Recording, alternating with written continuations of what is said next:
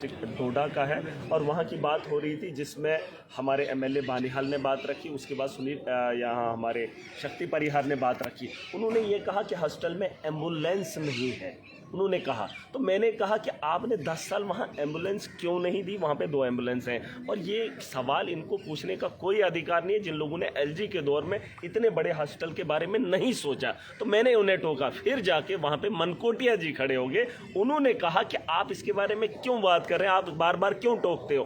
क्यों ना टोकूं? जिन लोगों ने एलजी के दौर में ऑटो जिसकी स्पीड 30 की होती है, वो कठुआ के अंदर एम्बुलेंस ऐसी रखी है कि जो लिफ्ट करेगा, जो बीमार लोगों को जो है हॉस्टल पहुंचाने का काम करेगा। ये नाअहल लोग नहीं है क्या? इनको ये सवाल पूछने का अधिकार है कि हॉस्टल के अंदर एम्बुलेंस क्यों नहीं है? इनको ये नहीं पूछा जाए कि कठुआ के अंदर ऑटो की एम्बुलेंस क्यों है? ऑटो में कोई एम्बुलेंस बनाता है या उससे जो है किसी बीमार को टाइम पे पहुंचाया जा सकता है किसी ऑटो के अंदर जिसकी स्पीड 30 और 40 की है? इनकी हालत ये है। एलजी ने लूट खसूट की है, बस बताया है कि हमने एम्बुलेंसें दी है। एम्बुलेंसों का हाल क्या है वो आपके सामने है और आज इनको बोलने का अधिकार नहीं है। मैं आज भी कह रहा हूँ, आज किसी ने कहा लखनपुर में जो है आपके सोचना चाहिए, इंडस्ट्रीज के बारे में सोचना चाहिए। जितना माफिया इन्होंने चलाया 10 साल उतना तो किसी ने नहीं किया। यही तो महाराजा का सपना था, यहाँ के लोगों को रोजगार अपना हो, यहाँ के बाहर के लोगों को यहाँ आने ना दिया जाए। आज इनको फिक्र हो रही है इंडस्ट्रीज की। आज ये कह रहे हैं कि हमारा यहाँ सरिया नहीं बिक रहा है, हमारा यहाँ सीमेंट नहीं बिक रहा है, हमारी यहाँ ईंट नहीं बिक रही है, बाहर से सप्लाई हो रहा है, पंजाब से हो रहा है, दिल्ली से हो रहा है और यहाँ के लोगों को फायदा नहीं हो रहा है। ये लीडर है, ये लीडर है जो इस हाउस के अंदर झूठ बोलेंगे। आपको नहीं लगता? इनकी वीडियोस उठाकर देख लो, ये यहाँ पर सवाल क्या करते हैं। एक आदमी ने कहा आवास प्लस योजना से हमारे गांव को फायदा ही नहीं हुआ आज तक। ये सवाल इनको पूछने का हक है जिनके पास 10 साल थे, जिनके पास मोदी था, जिनके पास एलजी था। और मुझे लोग कहते हैं इसको चर्चों में आना की ख्वाहिश है। अरे इस हाउस के अंदर सवाल वो होने चाहिए जिससे लोगों का अजाला, और इनको कोई अधिकार नहीं है जिन लोगों ने 10 साल लूट लिया। सवाल किया था कि बंदर मेरी फसल खा गया। वही मैं कह रहा हूँ, बंदरों की बात। एम्बुलेंस नहीं, आप मुझे बताओ जिन लोगों ने आज तक एम्बुलेंस नहीं दी, जिन लोगों ने डॉक्टर्स आज तक नहीं दिए, उनको आज पूछने का हक है। तो 10 साल कहीं ना कहीं ये डायरेक्ट इनडायरेक्ट कश्मीर को यही चला बात रहे ये थे। नहीं है, ये जम्मू के लोगों को बेवकूफ बना रहे हैं। जिन लोगों से इन्होंने वोट लिया उनके लिए यहाँ भौंक रहे हैं, झूठ बोल रहे हैं और लोगों को भरोसा दे रहे हैं। यही लोग कैजुअल लेबरर्स की बात कर रहे हैं। इनको पूछे ना तुमने 10 साल क्यों नहीं किए?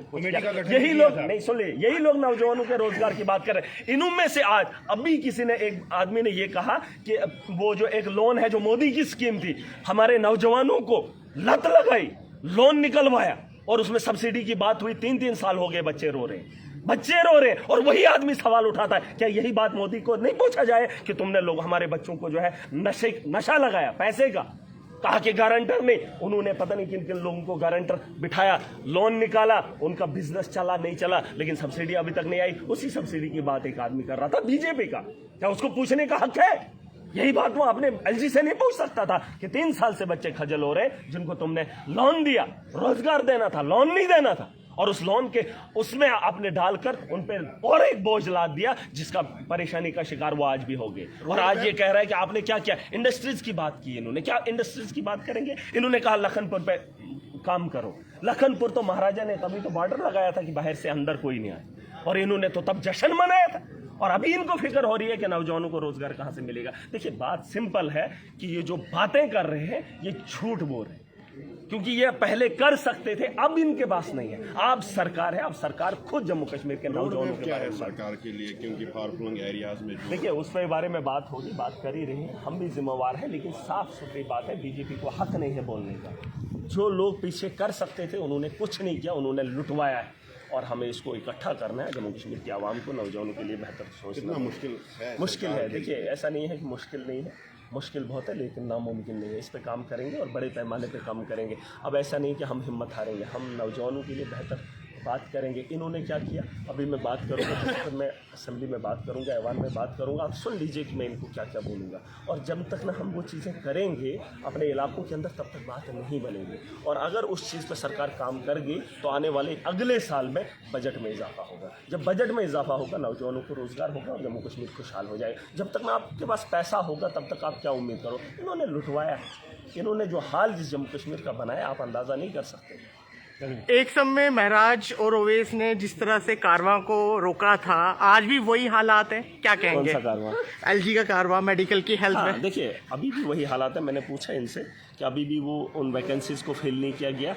एक लाखों के अवाम पे मुश्तमिल एक कॉलेज है, उस कॉलेज के अंदर स्टाफ की कमी है। एम्बुलेंस बोल रहे हैं अभी, क्या एम्बुलेंस? यही मांग तो हमने भी की थी। ढोडा के अंदर कितने प्रोटेस्ट हुए, हमें एम्बुलेंस नहीं देनी चाहिए, लेकिन 10 साल इन्होंने दी नहीं। और आज ये बोल रहे हैं कि सरकार ने एम्बुलेंसें क्यों नहीं दी, कब देंगे? ये सवाल नहीं। आज महराज पॉलिटिकल अवेयरनेस की देखिए मैंने रखी है, देखिए मैं बहस नहीं कर रहा हूँ। मैंने डिस्ट्रिक्ट हॉस्पिटल के लिए अपने फंड में से रखा है, वहाँ पे मैंने एम्बुलेंस रखी है। मैंने गुंदना में एम्बुलेंस रखी है। इन्होंने क्या किया? इनको बोलने का हक ही नहीं है। जिन्होंने उसको लूट लिया, जिन्होंने एम्बुलेंसों के टायर बेच दिया, एम्बुलेंसों का कबाड़ बेच दिया, जिन्होंने सोफे बेच दिए, टीवी बेच दिए, फ्रिज बेच दिए, उनको बोलने का कोई हक नहीं। जिन्होंने जम्मू कश्मीर की शनाख्त को ख़त्म किया, उन्हें इसके बारे में सोचने का अधिकार। बहुत बहुत शुक्रिया।